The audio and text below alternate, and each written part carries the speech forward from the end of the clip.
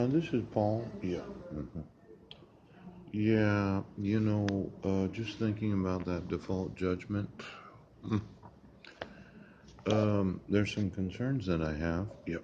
Now, Bank of America, mm, we had a MasterCard from Bank of America, and somehow I think that my creditors were deprived of a dissolution of marriage. Now, just looking back at the default judgment, dissolution of marriage, yeah, and the credit cards that were issued in my name and in Heidi's name, all of the credit cards that she had, yeah.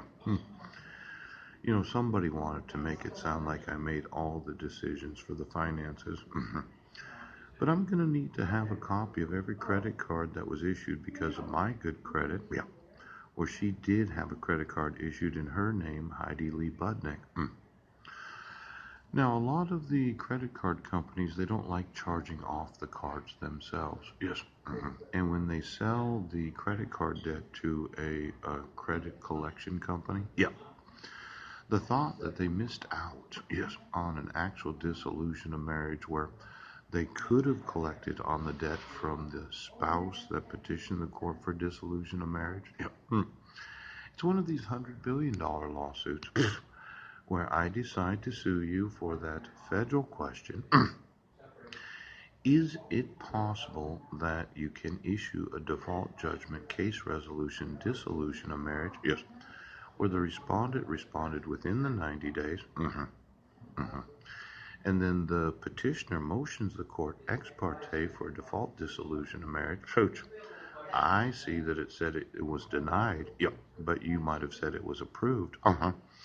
And then I, as a respondent, didn't get any additional notices of court hearings. I didn't get a dissolution of marriage, so I couldn't bankrupt myself. No. And our marriage certificate is issued from the United Nations. Yeah. Now we're going to go through every credit card that Heidi had because of my good credit during the 10 years of marriage. Yep.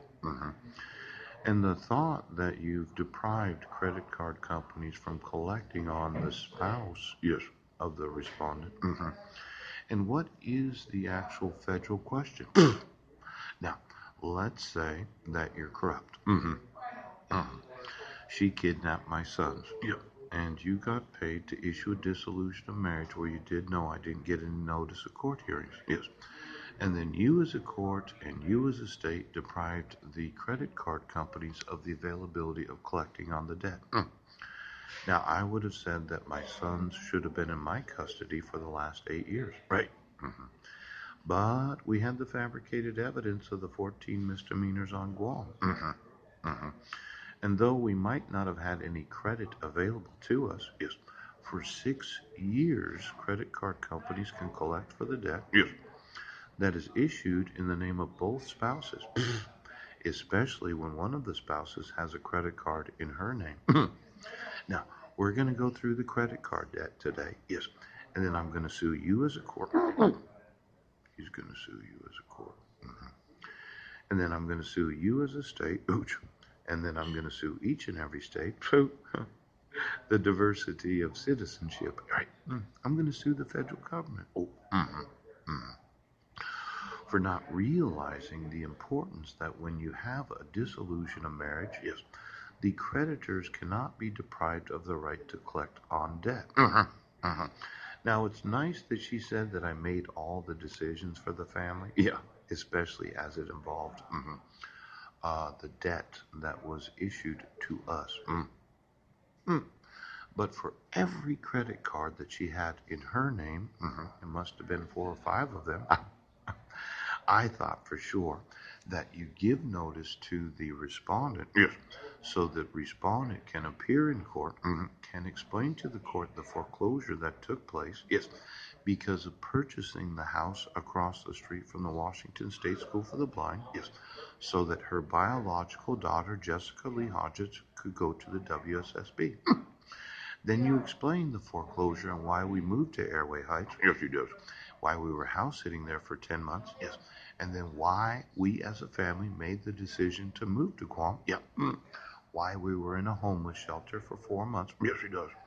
And then this whole aspect, yes, of what is known as family violence, yes, child abuse, and assault. Now I'm wanting some money from the state today. Now, and I'm wanting custody of my sons. Yes.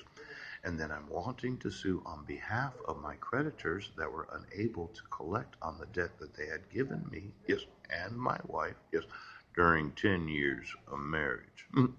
Now it's a large federal question. Ooh, how Superior Court judges can deprive creditors of the right to collect on debt. Yes.